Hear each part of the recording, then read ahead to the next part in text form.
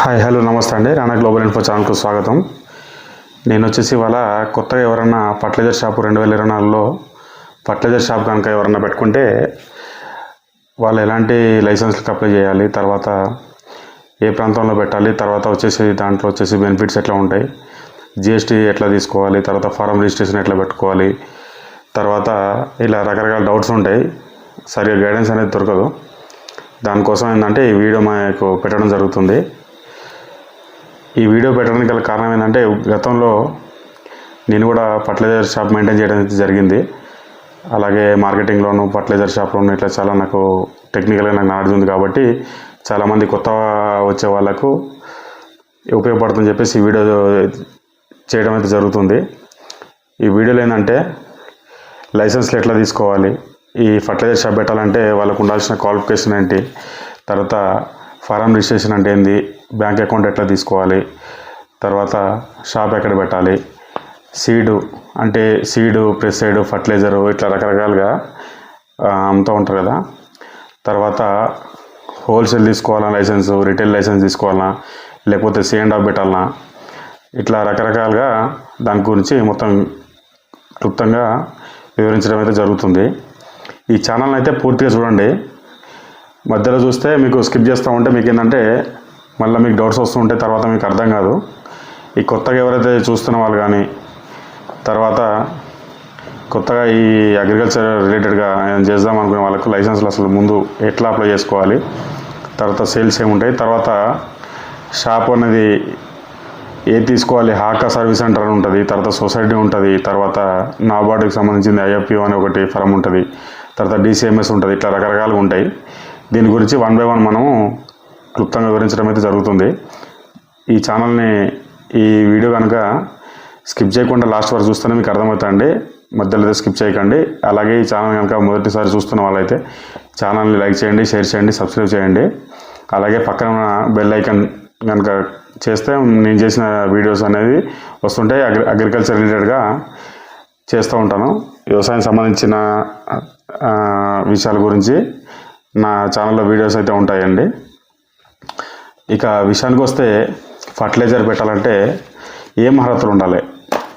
2024లో కనుక మనము fertiliser shop కనుక తీసుకుంటే, ఇంతకుముందు ఫర్టిలైజర్ షాప్ తీసుకుంటే ఏముంటుందంటే లైసెన్స్లు అనేది తీసుకోవడానికి మామూలుగా వెళ్ళి అగ్రికల్చర్ ఆఫీస్కి వెళ్ళి అప్లై చేస్తే అట్లా లైసెన్స్లు వస్తుంటాయి. కాకపోతే ఇప్పుడు 2024లో ఏంటంటే కొత్త రూల్స్ కొన్ని వచ్చినాయి అనమాట. ఈ రూల్స్ వల్ల ఏంటి అంటే ఈ లైసెన్స్ పెట్టాలి అంటే ఖచ్చితంగా దానికి రిలేటెడ్గా ఫర్టిలైజర్ షాప్ పెట్టే దానికి రిలేటెడ్గా అగ్రికల్చర్ రిలేటెడ్గా చదివి అయితే ఉండాలి. క్వాలిఫికేషన్ వచ్చేసి ఏమేమి అడుగుతున్నారు అంటే ఇప్పుడు డిప్లొమా ఒకటి అడుగుతున్నారు. 3 years డిప్లొమా 10th తర్వాత కనుక అగ్రికల్చర్ BSc డిప్లొమా కనుక అగ్రికల్చర్ డిప్లొమా కనుక తీసుకుంటే దాంతో మనము ఫర్టిలైజర్ షాప్ ఒకటైతే పెట్టుకోవడం జరుగుతుంది.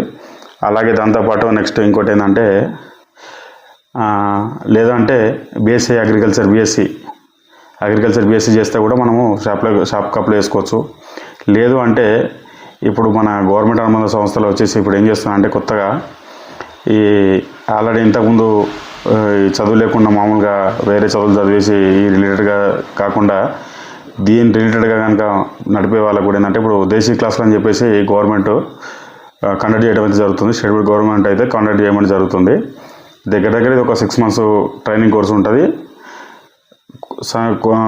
ఒక అమౌంట్ ఉంటుంది. ఆ అమౌంట్ కట్ చేసుకొని మనం ఒక 6 months అట్లా ఉంటుంది, ట్రైనింగ్ ఉంటుంది. అది కనుక మనం తీసుకుంటే అక్కడ సర్టిఫికేట్ ఇస్తారు. దాంతో కూడా మనము ఈ ఫర్టిలైజర్ షాప్కి అయితే మనం అప్లై అయితే చేసుకోవచ్చు. తర్వాత మనకు ఈ ఫర్టిలైజర్ షాప్ కనుక పెట్టుకోవాలనుకుంటే పార్ట్నర్ ఉంటుంది, తర్వాత ప్రొప్రైటర్షిప్ ఉంటుంది. సింగిల్ పర్సన్ కనుక ఫర్టిలైజర్ షాప్ పెట్టాలనుకుంటే ప్రొప్రైటర్ అతనే ఉంటాడు. తర్వాత అతని పేరు మీదనే ఫారం తీసుకోవాల్సి ఉంటుంది. ఫస్ట్ ఏంటంటే మనం ఎక్కడ షాప్ అయితే పెడుతున్నామో అక్కడ మనము ఓన్ డాక్యుమెంట్స్ కానీ లేదంటే రెంట్ కనుక ఉంటే అగ్రిమెంట్ ఓనర్తో అయితే మనం అగ్రిమెంట్ చేసుకోవాల్సి ఉంటుంది. అగ్రిమెంటు అవన్నీ తీసుకున్న తర్వాత మన దగ్గరలో ఉన్న మన ఎక్కడైతే షాప్ పెడుతున్నామో దానికి దగ్గరలో మండలంలో అగ్రికల్చర్ ఆఫీస్ ఉంటుంది అనమాట. అగ్రికల్చర్ ఆఫీస్లో వచ్చేసి ఏవో కనుక మనం సంప్రదించడం అయితే ఖచ్చితంగా సంప్రదించాల్సి ఉంటుంది. సంప్రదించి సార్ ఇట్లా నేను షాప్ పెడదాం అనుకుంటున్నాను ఇట్లా అంటే తర్వాత వాళ్ళు మనకు గైడెన్స్ ఇస్తారన్నమాట. ఎట్లా సీడ్ లైసెన్స్ ఎట్లా అప్లై చేసుకోవాలి, పెస్టిసైడ్ లైసెన్స్ ఎట్లా అప్లై చేసుకోవాలి, ఫర్టిలైజర్ లైసెన్స్ ఎట్లా, ముఖ్యంగా 3 లైసెన్స్లు అయితే తీసుకోవాల్సి ఉంటుంది. ఒకటి వచ్చేసి సీడ్ లైసెన్సు, ఒకటి పెస్టిసైడ్ లైసెన్సు, ఒకటి వచ్చేసి ఫర్టిలైజర్ లైసెన్సు. అలాగే దాంతోపాటు జిఎస్టీ ఒకటి మనకు కంపల్సరీ మనకు ఒకటి అయితే జిఎస్టీ తీసుకోవాల్సి ఉంటుంది. తర్వాత ఈ 3 లైసెన్స్లకు కలిసి pesticides license, seed license, fertiliser లైసెన్స్కి 3 ఫామ్స్ ఉంటాయి. ఆ ఫామ్స్ ఫిల్అప్ చేసి మనం చాలాన్ ఉంటుంది, చాలాన్ కట్టుకోవాలా. తర్వాత మనం చదివిన సర్టిఫికేట్ ఏదైతే మనం అయితే పెడుతున్నామో అది పెట్టి మనం ఉన్న డాక్యుమెంట్స్ అన్ని మనం వెరిఫికేషన్ వాళ్ళు చూపించిన తర్వాత మనకు కొన్ని ఫామ్స్ ఇస్తారు.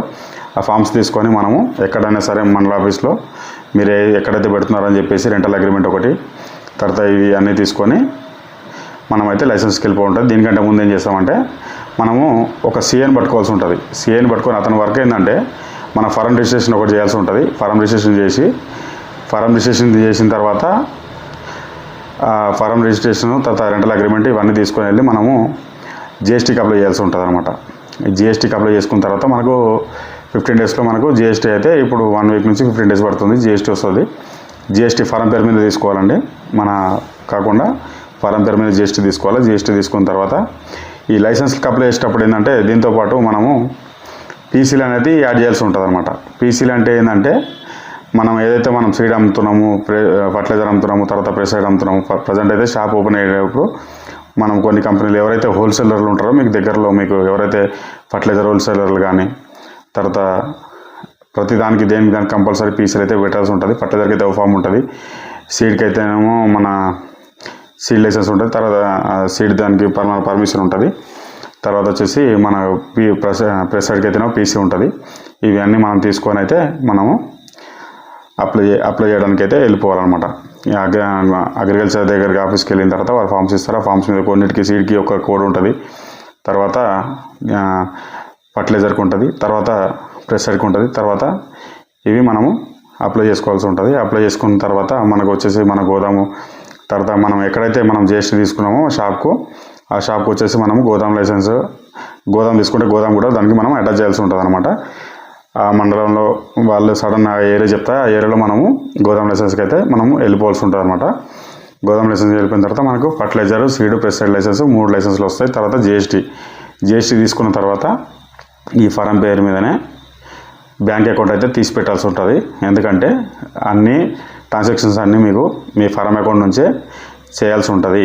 దీంట్లో ఏంటంటే ఖచ్చితంగా ఈ జిఎస్టీ తీసుకున్న తర్వాత మళ్ళీ ఐటీ రిటర్న్స్ కూడా ఒకటి మనం ఫైల్ చేసుకోవాల్సి ఉంటుంది అన్నమాట. దీనివల్ల మనకు చాలా బెనిఫిట్స్ ఉంటాయి. మనం కనుక టర్నోవర్ కనుక చూపించుకుంటూ ఉంటే, ఆ టర్నోవర్ చూపిస్తూ ఉంటే ఇప్పుడు ఏదైనా సరే ఫర్టిలైజర్ కానీ అంతా జిఎస్టీలో వస్తుంది అనమాట. దీనికి జిఎస్టీ ఎట్లా ఉంటుందంటే సీడ్కి వచ్చేసి 0 జిఎస్టీ ఉంటుంది అనమాట. సీడ్కి వచ్చేసి 0 జిఎస్టీ ఉంటుంది. మన ఇన్సెక్టిసైడ్కి వచ్చేసి 18% ఉంటుంది. మన తర్వాత జింకు అట్లా తీసుకుంటే 12% ఉంటుంది.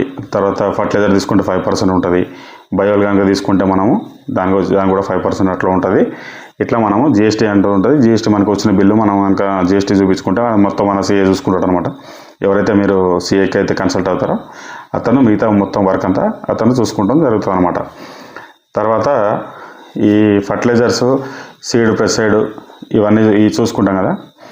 తర్వాత మనం లైసెన్స్కి అప్లై చేసేటప్పుడు అతను అడుగుతారు అనమాట, మీరు సార్ రిటైల్ దీంట్లో వచ్చేసి 3 రకాలుగా మనము లైసెన్స్ అనేది అప్లై చేసుకోవాల్సి ఉంటుంది. ప్రజెంట్ అయితే 2, 3వది మీకు ఇప్పుడు అవసరం ఉండదు. 3వది ఎట్లా దాని గురించి తర్వాత చెప్తాను నేను. ఫస్ట్ వచ్చేసి ఏంటంటే రీటైల్ కౌంటర్. రీటైల్ లైసెన్స్ వేరు ఉంటుంది, హోల్సేల్ లైసెన్స్ వేరు ఉంటుంది. రీటైల్ లైసెన్స్కు హోల్సేల్ లైసెన్స్కు గల మధ్య తేడా ఏంటంటే రీటైల్ లైసెన్స్ ఉంటుంది కదా, రీటైల్ లైసెన్స్ అనేది మనం తీసుకున్న తర్వాత దానికి ఏం వర్క్ ఉంటుంది అంటే, రీటైల్ లైసెన్స్ తీసుకుంటే ఓన్లీ మనము అవుట్లెట్ పెట్టేసి మనం తీసుకున్న ప్రోడక్ట్లు ఓన్లీ మనం కస్టమర్కు అమ్మడం అనమాట. అది ఓన్లీ రీటైల్. ఈ హోల్సేల్కి ఏంటంటే, హోల్సేల్కి ఎట్లా ఉంటుంది అంటే సేమ్ ప్రాసెస్ ఉంటుంది. దాంట్లో మీరు ఏ సెగ్మెంట్ అనేది హోల్సేల్ చేస్తున్నారు అనేది అది చూసుకోవాల్సి ఉంటుంది. దానికి రీటైల్ కౌంటర్ ఉండాల్సిన అవసరం లేదు. దానికి కూడా సేమ్ ఒక గోదాం చూపించాల్సి ఉంటుంది, ఒక ఆఫీస్ గోదాం చూపించాల్సి ఉంటుంది. చూపించాల్సి సేమ్ యాస్టీస్ ఉంటుంది. తర్వాత దీంట్లో వచ్చేసి మీరు హోల్సేల్ చేస్తున్నారంటే మీరు మిగతా షాపులకు మీరు సప్లై అనమాట. మిగతా షాపులకు సప్లై చేస్తారు. దానికి హోల్సేల్ లైసెన్స్ ఉంటుంది. ఓన్లీ హోల్సేల్ లైసెన్స్ తీసుకుంటే రీటైల్గా అమ్మడానికి వీలు ఉండదు అనమాట. ఓన్లీ హోల్సేల్ చేయాల్సి ఉంటుంది. వాళ్ళు ఎలాంటి రైతులకు కానీ అట్లా ఇవ్వడానికి ఉండదు. ఓన్లీ ఏంటంటే బల్క్లో తెప్పించుకుంటారు, షాప్లో సప్లై చేసుకుంటారు. షాప్లో సప్లై చేసుకొని అయితే సేల్ చేసుకోవడానికి జరుగుతుంటుంది. లేదు అప్లై చేసేటప్పుడు నేను హోల్సేల్ తర్వాత రీటైల్ రెండు చేసుకుంటా అంటే డిస్ట్రిక్ట్ వైజ్ చేస్తారా, ఒక స్టేట్ వైజ్ చేస్తారా, లేకపోతే ఒక జిల్లా చేస్తారా, లేకపోతే ఒక రాష్ట్రానికి చేస్తారా అనేది మనం మెన్షన్ చేయాల్సి ఉంటుంది అనమాట. దాన్ని బట్టి మనకు లైసెన్స్ అయితే ఇవ్వడం అయితే జరుగుతుంటుంది అనమాట. మనం అవన్నీ మొత్తం మన గైడెన్స్ మొత్తం మనకు అగ్రికల్చర్ రిలేటెడ్ ఆఫీసర్స్ ఎవరైతే ఉంటారో మనం వాళ్ళకి సంప్రదిస్తే వాళ్ళు మనకు చెప్తుంటారు అనమాట. ఇట్లా మనము హోల్సేల్ లైసెన్సు, సీడ్ లైసెన్సు, తర్వాత ప్రెసర్ లైసెన్స్ ఇట్లా తీసుకుంటాం అనమాట. హోల్సేల్ పెడుతున్నామా రిటైల్ పెడుతున్నామా అనేది మనకు ఫస్ట్ క్లారిటీ ఉండాలి. అంతేగాని నేను రిటైల్ తీసుకున్నాను నేను హోల్సేల్ చేస్తా అంటే అది కుదరదండి. మనం అయితే ఎవరికైతే మనం అమ్ముతున్నాం ఓన్లీ మనం ఫార్మర్లకే అమ్మాల్సి ఉంటుంది అనమాట. ఫార్మర్కి బిల్స్ అవన్నీ చూపించాల్సి ఉంటుంది. అది హోల్సేల్ ఒకవేళ మీ పేరు మీద వేరే షాప్కి ఎవరైనా మెటల్ ఇవ్వడానికి కూడా కుదరదు. ఎందుకంటే దానికి హోల్సేల్ లైసెన్స్ అనేది ఉండాలి. ఆ హోల్సేలర్లే హోల్సేల్ చేస్తూ ఉంటారు. రిటైలర్ లేదంటే ఇంకేదో అటు ఇటు అట్లా ఇస్తున్నా అట్లా కూడా తప్పు అవుతుంది. ఓన్లీ రిటైల్ వాళ్ళు రిటైల్ లైసెన్స్ తీసుకున్న వాళ్ళు ఓన్లీ రిటైల్ చేయాల్సి ఉంటుంది అనమాట. హోల్సేల్ చేయాల్సిన వాళ్ళు హోల్సేలే చేస్తూ ఉంటారు. తర్వాత ఇంకో మోడల్ వచ్చేసి ఏంటంటే C&F అనమాట. C&F ఎట్లుంటే ఇది కూడా ఇంచుమించుగా హోల్సేల్ టైపే ఉంటుంది. కాకపోతే వీళ్ళేంటంటే ఓన్లీ స్టాకిస్టులు అనమాట. కొన్ని కంపెనీలు ఉంటాయి. ఆ కంపెనీలు ఏం చేస్తాయంటే ఆల్ ఓవర్ ఇండియా చేస్తుంటాయి కదా, వాళ్ళు సొంతగా వాళ్ళే ఒక సెటప్ పెట్టుకొని గూడాం పెట్టుకొని తర్వాత అక్కడ నుంచి ఒక స్టేట్కి ఒక గూడాం పెట్టుకొని స్టేట్ వైజ్గా డిస్పాచ్ చేస్తూ ఉంటారు. అట్లా చేస్తూ ఉంటారు. దానికి ఏంటంటే దానికి ట్రేడ్ లైసెన్స్ తీసుకోవాల్సి ఉంటుంది. తర్వాత ఓన్లీ వాళ్ళ పని ఏంటంటే ఒక కంపెనీ ఏజెన్సీ తీసుకుంటారు అనమాట. ఏజెన్సీ టైప్ అనమాట. ఏజెన్సీ తీసుకొని దాన్ని కనుక మనం స్టాక్ కనుక తెప్పించుకున్న తర్వాత డిస్పాచ్ ఏంటంటే కంపెనీ వాళ్ళే ఆర్డర్ తీసుకుంటారు, వాళ్ళే రికవరీ చేసుకుంటారు. తర్వాత ఓన్లీ వీళ్ళ పని ఏంటంటే వీళ్ళు ఓన్లీ స్టాక్ దింపుకుంటారు. ఎక్కడికి పంపించాలో వీళ్ళ ఓన్ వెహికల్స్ పెట్టుకుంటారు. ఆ వెహికల్ ఛార్జీలు ఎగుమతులు దిగుమతులు ఇది సపరేట్ సబ్జెక్టు. మనకు C&F గురించి తర్వాత వేరే పాటలో చేసుకుందాము. మనం ఓన్లీ ఇప్పుడు మాట్లాడేది ఏంటంటే కొత్తగా లైసెన్స్ పెట్టే వాళ్ళు కానీ వాళ్ళు తెలుసుకోవాల్సిన విషయాలు ఓన్లీ రిటైల్ హోల్సేల్ ఈ రెండు గురించి డిస్కస్ చేద్దాము. C&F గురించి మళ్ళీ సపరేట్ ఇంకో వీడియో చేస్తాను. తర్వాత వచ్చేసి ఈ ఫర్టిలైజర్ షాపులు అనేవి అసలు ఎన్ని రకాలు ఉంటాయి. ఫర్టిలైజర్ షాపులు ఎన్ని రకాలు ఉంటాయంటే ఫర్టిలైజర్ షాపులు వచ్చేసి చాలా రకాలు ఉంటాయి.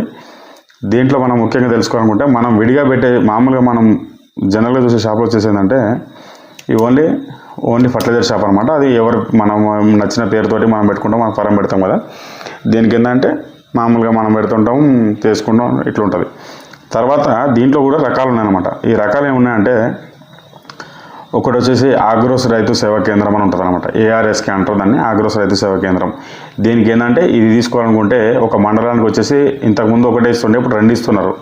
ఒక మండలానికి 1-2 మించి చాయిస్ ఉంటుంది అనమాట. ఇది గవర్నమెంట్ అనుబంధానికి సంబంధించిన అనమాట. స్టేట్ గవర్నమెంట్కి ఇది అనుసంధానమై ఉంటుంది అనమాట. దేనికి ఏంటంటే సబ్సిడీ కూడా కొన్ని వస్తాయని చెప్పేసి అట్లా కొన్ని సీడ్ అని తర్వాత కొన్ని రకాల సబ్సిడీలు ఇస్తామని చెప్పేసి దానికి సడన్ అమౌంట్ ఉంటుంది అనమాట.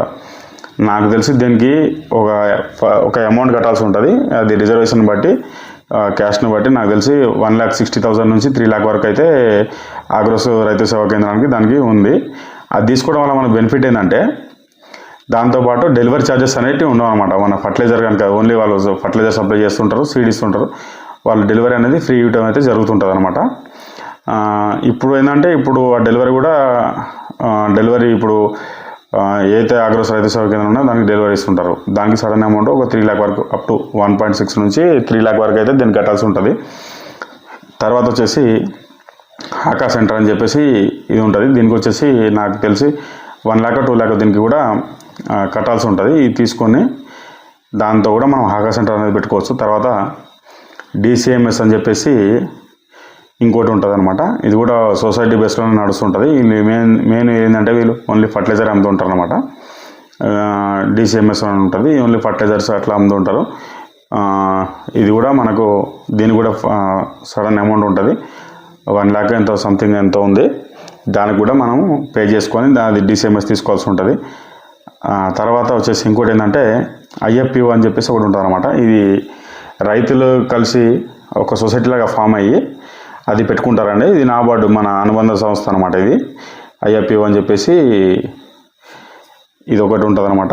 ఈ యాప్ దీనికి కూడా సడన్ అమౌంట్ ఉంటుంది. తర్వాత గోదాం కానీ తర్వాత ఇంకా వేరే దానికి కూడా మనకు ఫ్యూచర్లో కూడా రైతులకు మనకు హార్వెస్టర్లు కానీ తర్వాత కొన్ని సబ్సిడీలు కూడా ఇస్తుంటారు. వీళ్ళు గోదాం కట్టడానికి కొత్త సడన్ అమౌంట్ కానీ అట్లా వాళ్ళు ఇస్తుంటారు. వాళ్ళు కూడా కొన్ని కౌంటర్లకు ఫర్టిలైజర్ డెలివరీ ఇస్తున్నారు, కొన్ని కౌంటర్లకు అట్లా వస్తుంది. దాన్ని కూడా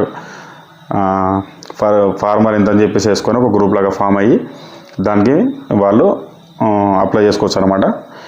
అదొకటి ఉంటుంది. తర్వాత వచ్చేసి నెక్స్ట్ సొసైటీ ఉంటుంది అనమాట. ఈ సొసైటీలు కూడా ఏంటంటే మేజర్గా ఏంటంటే ఫర్టిలైజర్ సేల్ చేస్తూ ఉంటారు. వీళ్ళు కూడా మన ఒక గ్రామంలో వచ్చేసి ఒక రైతులందరూ కలిసి ఒక ఫామ్గా అయ్యి వాళ్ళందరూ కలిసి తలా ఇంత సడన్ అమౌంట్ వేసుకొని వాళ్ళు కూడా లైసెన్స్లు అప్లై చేసుకుంటారు. ఇట్లా రకరకాలుగా ఉంటుంది అనమాట. వీటి గురించి కూడా కొత్తగా షాప్ పెట్టే వాళ్ళు కూడా ఒకసారి చూసుకోండి. ఒకటి వచ్చేసి హాకా సెంటర్, ఇంకోటి వచ్చేసి DCMS, ఇంకోటి వచ్చేసి ARSK ఆగ్రోస్ రైతు సేవా కేంద్రం, ఒకటేమో IFPO, తర్వాత ఒకటి వచ్చేసి సొసైటీ అనమాట. మొత్తం దగ్గర 5. తర్వాత విడిగా షాపులు మనలాంటి మామూలు షాపులు పెడతాయి కదా, విడిగా షాపులు అవుట్లెట్లు ఉంటాయి కదా, ఇట్లా షాపులు అనేది ఇన్ని రకాలు ఉంటాయి అన్నమాట. తర్వాత ఈ ఫర్టిలైజర్లు వచ్చేసి ఎక్కడ పెట్టాలి, ఈ షాప్ అనేది ఎక్కడ పెట్టాలంటే మేజర్గా వచ్చేసి మనకు వచ్చేసి మేజర్ క్రాప్స్ వచ్చేసి ఏంటంటే ఓవరాల్గా నాకు తెలిసి ఫస్ట్ ప్లేస్ వచ్చేసి నాకు తెలిసి కాటన్ ఉంటుంది. కాటన్, ప్యాడీ 2 ఈక్వల్గా ఉంటాయి. తర్వాత చిల్లీ ఉంటుంది. తర్వాత వెజిటేబుల్ బెల్ట్ ఉంటుంది అనమాట. ఇట్లా రకరకాలుగా మనకు ఎక్కడైతే మనకు అందుబాటులో ఉందో మనం అక్కడ చూసేసి అక్కడ ఏరియా చూసుకొని అయితే మనం పెట్టాల్సి ఉంటుంది అనమాట. ప్యాడీ అనే ఏరియాలో ఏంటంటే ఇయర్లీ 2 క్రాప్స్ ఉంటాయి. మనకు గట్టిగా ఫర్టిలైజర్ వెళ్తుంటే ఒక 3 months అట్లా మనకు సేల్ ఉంటుంది. తర్వాత 2 months ఏంటంటే ఇంకా లాస్ట్ ఎండింగ్ ఉంటుంది. తర్వాత 1 month 2 months రెస్ట్ పీరియడ్ ఉంటుంది. అట్లా వచ్చేసి మనకు 12 నెలల్లో వచ్చేసి మన దగ్గర 8 months మనకు సేల్ ఉంటుంది అనమాట. 2 months కటింగ్ దానికి దీనికి అట్లా మధ్యలో గ్యాప్ అట్లా ఉంటుంది అనమాట. ప్యాడీ బెల్ట్ ఫర్టిలైజర్ అనేది బాగా మూవ్ అవుతుంటుంది. తర్వాత సీడ్ వెళ్తుంటుంది, ప్రెస్ సైడ్ అట్లా వెళ్తుంటుంది అనమాట. నెక్స్ట్ వచ్చేసి కాటన్కి వచ్చేసి మంచి స్ప్రేయింగ్లు దగ్గర ఇప్పుడు 5 స్ప్రేలు అట్లా చేస్తున్నారు. కాబట్టి మనం పెట్టే షాప్ ఏంటంటే కాటన్ కానీ ప్యాడీ కానీ అన్నిటికీ అనుకూలంగా ఉన్న ప్రాంతంలో పెట్టుకుంటే అయితే మనకైతే సేల్ అయితే మనకు మంచిగా నడుస్తుంటుంది అనమాట. తర్వాత వచ్చేసి చిల్లీ బెల్ట్, చిల్లీ కూడా దగ్గర 8 months 8 నుంచి 9 months క్రాప్ ఉంటుంది అనమాట. దానికి కూడా స్ప్రేలు ప్రతి వీక్ ఇట్లా స్ప్రే కొడుతుంటారు. నాకు తెలిసి వాణిజ్య పంటలు, వెజిటేబుల్స్ కానీ వాణిజ్య పంటలు కానీ అన్నీ కలిసి ఉన్న ప్రాంతంలో పెట్టుకుంటే అయితే మనకు సక్సెస్ కావడానికి అయితే మనకు చాలా స్కోప్ ఉంటుంది అనమాట. దాని గురించి స్కోప్ ఉంటుంది. అంతేగాని విలేజెస్లో పెట్టి చిన్న విలేజ్లో పెట్టి చిన్నగా స్టార్ట్ చేస్తా చిన్నగా పైకి లేస్తా అట్లాంటి సినిమాలు ఇప్పుడైతే నాకు తెలిసి వర్కౌట్ అవ్వవు. ఎందుకంటే పెద్ద షాపులలో అయితే ఏంటంటే పెద్ద షాపులు రైతులు ఎక్కువ వెళ్ళడానికి ఇష్టపడతారు. వాళ్ళు ఏంటంటే వాళ్ళు అక్కడికి వెళ్తే అన్నీ దొరుకుతాయని చెప్పేసి అరకొరగా పెడితే ఈ ఫీల్డ్ అయితే మనం ఎక్కువ రోజులు అయితే చలామణి చేయలేము. అలా అని చెప్పేసి అందరూ అట్లా ఫెయిల్ అవుతారు అట్లా అని చెప్పేసి చెప్పలేను. కాకపోతే ఏంటంటే దీనికి ఫర్టిలైజర్ పెట్టాలనుకుంటే మాత్రం మనం ఖచ్చితంగా దీనికైతే మనం అన్నీ తీసుకోవాల్సి ఉంటుంది. అన్నీ కొంచెం ఒక సడన్ అమౌంట్గా వచ్చేసి మనం పెడితే అయితేనే ఇది నడుస్తుంటుంది అనమాట. తర్వాత వచ్చేసి వీటికి వచ్చేసి ఒక దానికి GST ఉంటుంది అనమాట. ఈ GSTలు మనం ఎట్లా అనేది నెక్స్ట్ ఏంటంటే మనం ఇన్వెస్ట్మెంట్ అనేది చూసుకోవాల్సి ఉంటుంది. ఖచ్చితంగా ఇన్వెస్ట్మెంట్ బట్టి ఇట్లా చూసుకొని మనం అయితే చూస్తారు కదా ఫ్రెండ్స్. మీకు కనుక ఈ ఛానల్ కనుక నచ్చితే లైక్ చేయండి, షేర్ చేయండి, సబ్స్క్రైబ్ చేయండి. అలాగే ఇలాంటి అగ్రికల్చర్ రిలేటెడ్ వీడియోస్ కానీ అలాగే మీకు కనుక ఏమైనా సలహాలు సందేహాలు కనుక ఏమైనా ఉంటే కింద కామెంట్ బాక్స్లో వచ్చేసి కామెంట్ చేయగలరు. నా పేరు వచ్చేసి రణధీర్ అండి. నేను అగ్రికల్చర్ సంబంధించిన రిలేటెడ్గా వీడియోస్ చేస్తూ ఉంటాను. మీకు అలాగే ఏమైనా సందేహాలు కానీ మీకు ఏమైనా ఇలాంటి దీనికి ఏమైనా డౌట్స్ కానీ ఏమైనా ఉంటే కింద స్క్రోలింగ్ నెంబర్ ఉంటుంది. ఆ నెంబర్ కాల్ చేస్తే కూడా నేను మిగతా డీటెయిల్స్ కూడా నేను చెప్పగలుగుతాను. జై జవాన్ జై కిసాన్.